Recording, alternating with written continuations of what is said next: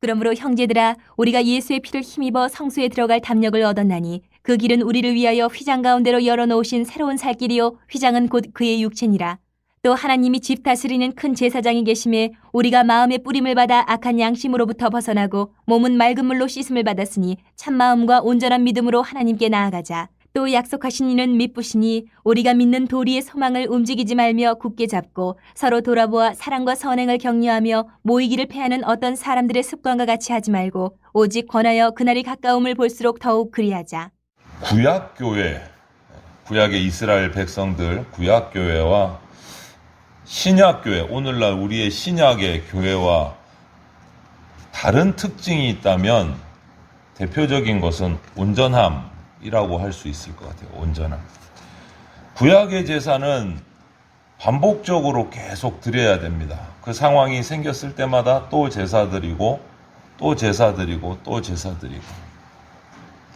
그런데 신약에 와서 예수님이 오신 이후로는 예수님께서 단번에 영원한 속죄를 이루셨기 때문에 십자가의 죽으심으로 우리는 반복된 제사를 드릴 필요가, 이유가 사라졌어요. 그래서 예수님이 주신 그 복음, 예수님의 은혜로 온전하게 된 거예요. 그래서 성도인 우리도 온전히 거룩하게 된 성도가 된 겁니다.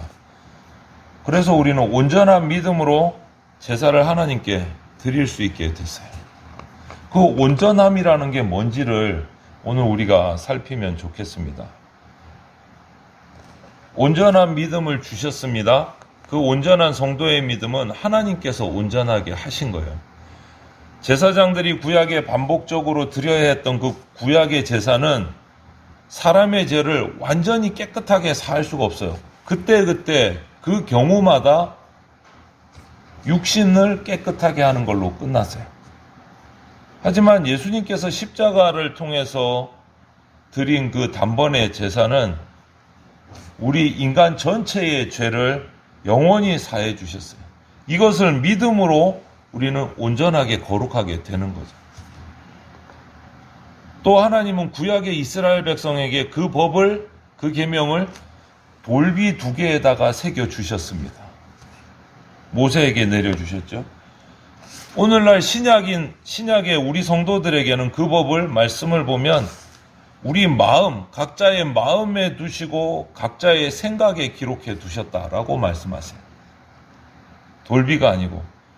이것을 통해서 각자 우리 성도의 마음이, 생각이 하나님과 관계를 맺을 수 있게 해 주셨다. 예레미야서 31장 33절 34절에 보면 이렇게 기록하고 있습니다. 내가 이스라엘 집과 맺을 언약은 이러하니 곧 내가 나의 법을 그들의 속에 두며 그들의 마음에 기록하여 나는 그들의 하나님이 되고 그들은 내 백성이 될 것이라 여호와의 말씀이니라. 이렇게 말하고 있어요. 성도를 온전히 거룩하게 하는 하나님의 이 일하심, 역사의 핵심은 어디 있느냐? 우리를 온전하게 한다. 온전함이 뭐냐? 우리 속에 하나님의 법을 두었다고 했는데 그 온전한 법이 뭐냐? 그들의 불법을 다시 기억하지 아니하겠다라는 하나님의 약속. 금방 읽은 말씀 34절에도 보면 끝부분에 이런 말씀이 있습니다. 다시는 그 죄를 기억하지 아니하리라. 여호와의 말씀이니라. 좀 더 앞부분부터 읽으면 내가 그들의 악행을 사하고 다시는 그 죄를 기억하지 않느니라. 우리를 용서하시고 그 용서한 죄는 다시 기억하지 않겠다. 이것이 온전케 함의 근본이에요. 하나님의 약속이에요. 하나님의 약속이에요. 한 번 용서한 죄는 다시 기억하지 않겠다. 그리고 그 약속을 변함없이 지키시는 하나님의 신실하심이 우리를 온전케 하는 핵심이에요. 하나님의 약속, 그 약속을 반드시 지키는 하나님의 신실하심, 그것이 우리를 온전케 해요. 거룩하게 해요. 사도 바울은 하나님이 성도를 온전하게 거룩하게 하시는 이 역사에 대해서 이렇게 말합니다. 로마서 8장 1절에 이제 그리스도 예수 안에 있는 자에게는 결코 정죄함이 없다. 그리고 그리스도 예수 안에 있는 생명의 성령의 법이 죄와 사망의 법에서 우리 성도를 해방시켰다. 이렇게 얘기해요. 전부 다 공통점이 뭡니까? 예수 안에 있을 때. 예수 안에 있을 때.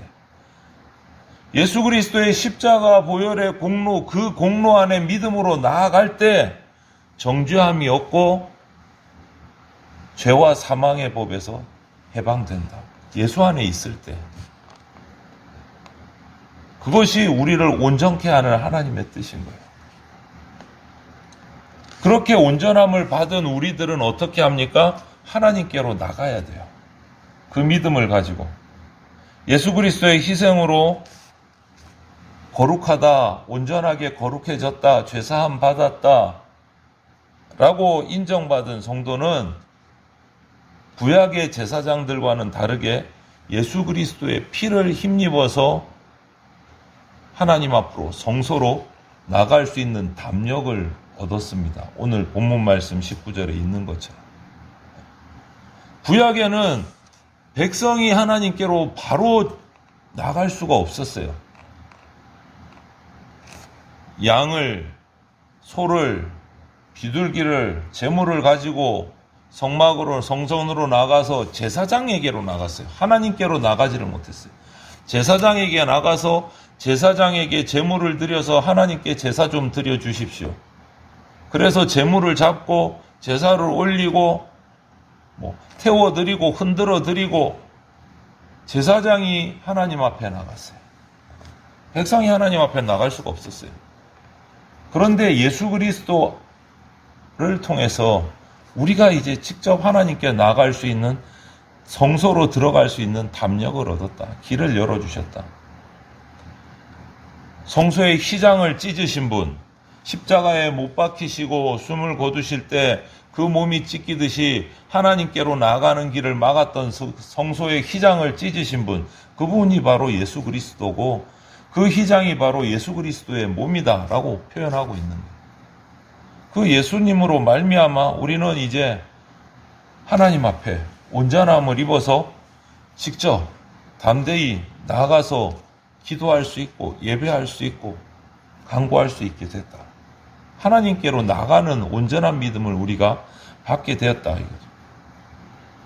영원한 대제사장이신 예수님께서 흘리신 그 피 덕분에 우리가 정결해지고 온전한 믿음을 가지게 되고 그 믿음을 가지고 하나님 앞에 나갈 수 있게 됐다.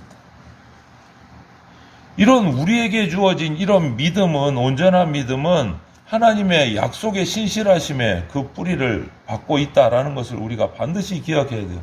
내가 뭔가 잘나서, 내가 믿음 생활 잘해서, 내가 하나님이 나를 기뻐해서 내가 하나님께 나갈 수 있다? 아니요, 그거는 답이 아닙니다. 그렇지 못합니다. 예수 그리스도의 보혈의 공로를 덧입을 때 하나님 앞에 나갈 수 있습니다. 우리는 그것을 반드시 기억하고 그 약속을 붙들고 그 믿음을 가지고 하나님 앞에 나가야 돼요. 그리고 그 믿음을 가지고 하나님 앞에 나가서 온전한 예배를 드려야 돼요. 온전한 예배를. 하나님의 은혜로 예수 그리스도를 통해서 온전한 믿음을 소유하게 된 우리 성도는 이제 하나님 앞에 나가서 믿음의 열매로 온전한 예배를 드리는 삶을 살아야 된다. 그래서 24절에 보면 서로 돌아보아 사랑과 선행을 격려하고 이렇게 말씀하고 계세요. 모이기를 힘써서 하나님 앞에 온전한 제사의 삶을 드리라. 이렇게 사랑하고 선행하는 거 격려하고 모이기를 힘써서 하나님 앞에 온전한 예배를 드리라. 그것이 뭐냐? 온전한 믿음을 가진 자가 하나님 앞에 나가서 예배하는 거다. 그것이 온전한 예배다. 이 말씀은 오순절에 성령 강림 후에 나타난 초대교회의 모습과 똑같아요. 이 말씀대로 초대교회가 세워지고 행했다라는 거죠. 날마다 마음을 같이하여 성전에 모이기를 힘쓰고, 이거 사도행전 2장 46절의 말씀이에요. 초대교회의 모습이에요. 이 히브리서 말씀하고 똑같은 거예요. 성도들 간의 모든 물건을 통용하고 재산과 소유를 팔아 각 사람의 필요를 따라 나눠주며 서로 돌아보고 사랑을 나누었다. 히브리서 말씀과 똑같은 모습으로 초대교회가 행하고 있는 거예요. 이같이 선을 행하고 서로 나누고 서로 돕고 서로 세워주고 격려하고 이것이 하나님이 기뻐하시는 예배다. 이것이 하나님이 기뻐하시는 예배. 이것을 히브리서 13장에 가면 또 얘기하고 있어요. 이러한 성도의 온전한 예배, 온전한 제사, 이것이 하나님을 기쁘게 하고 그 모습이 주변 사람들이 교회를 칭찬하게 하고 교회가 모습이 선한 영향력을 끼치게 되고 그래서 그 모습 때문에 구원받는 사람들이 날마다 늘어나는 결과를 가져오게 된다. 그것이 사도행전 2장 47절에 기록된 교회의 모습이에요. 오늘날 우리 교회는 그럼 이 모습을 따라가고 있는가?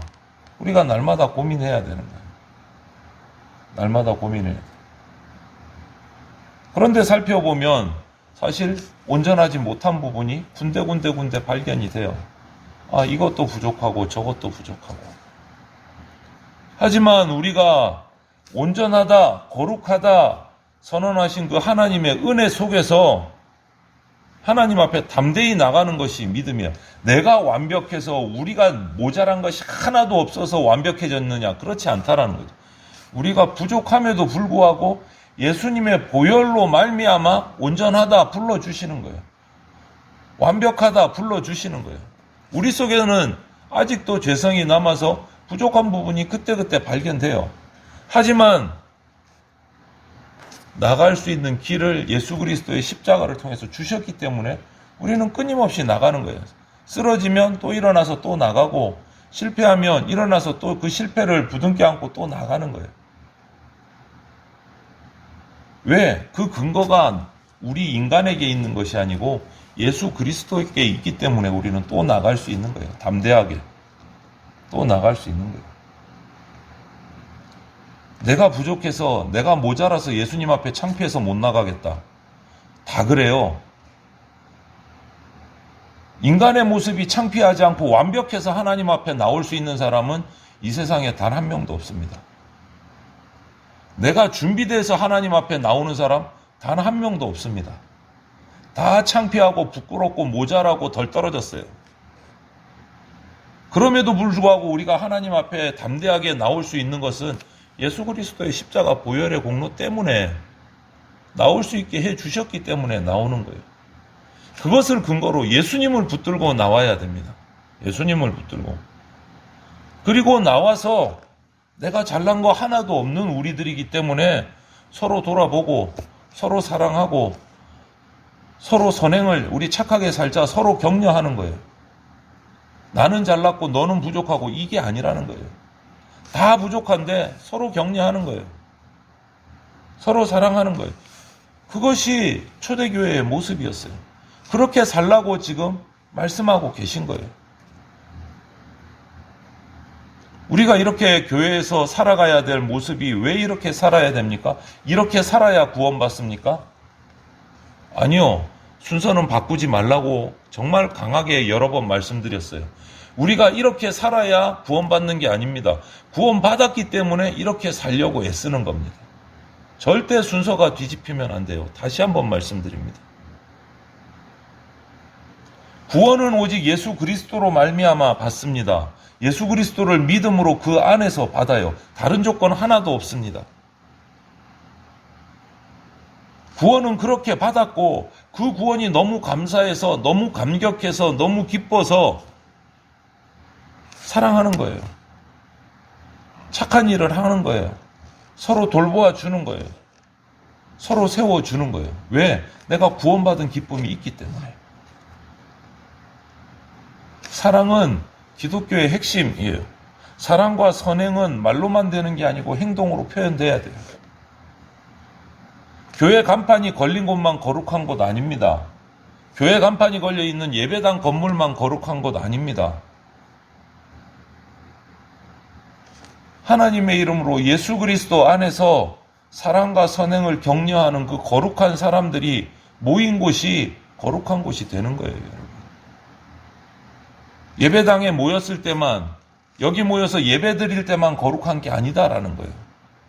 밖으로 나가서 내 일상의 삶 속에서, 직장에서, 가정에서 사랑하고 선행하는 성도가 있을 때 그곳이 거룩한 곳이 되는 거다. 이런 곳이 세상 곳곳에 늘어나야 돼요. 누구를 통해서?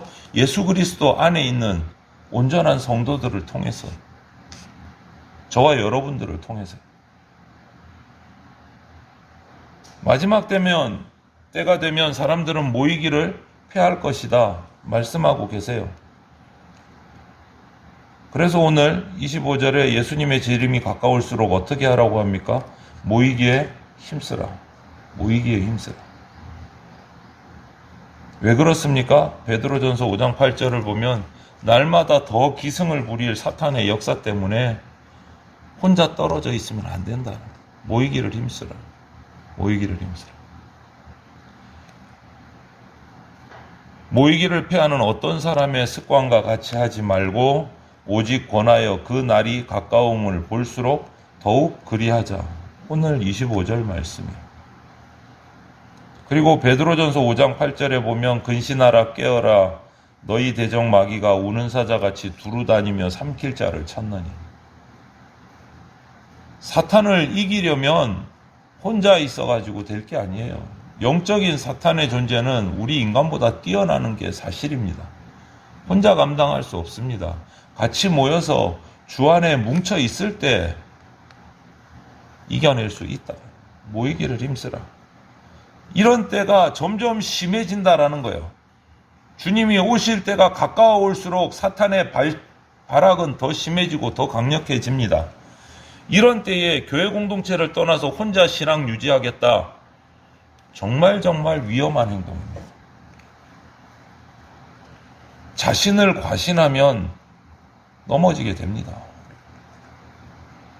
마지막이 가까울수록 더 열심히 모이고 더 열심히 소망하고 더 열심히 사랑해야 돼요. 더 열심히 모여 예배해야 돼요. 그래서 예수 그리스도 안에서 서로 사랑하기를 격려하는, 선행을 격려하는 그러한 교회가 자꾸 생겨나야 돼요. 모임이 자꾸 생겨나야 돼요. 그리고 그것을 통해서 세상 가운데 하나님의 그 거룩하심이 자꾸 세워져 가고 번져가야 돼요. 그것이 초대교회의 모습이었고 오늘 우리가 닮아가고 본받아가야 될 교회 공동체의 모습이다. 이것을 우리가 기억하고 온전하게 속죄받았으니까 온전한 믿음을 가지고 온전한 예배를 드리는 그러한 우리 주님 안에 있는 성도들이 다 되시기를 주님의 이름으로 축원을 드립니다. 아멘.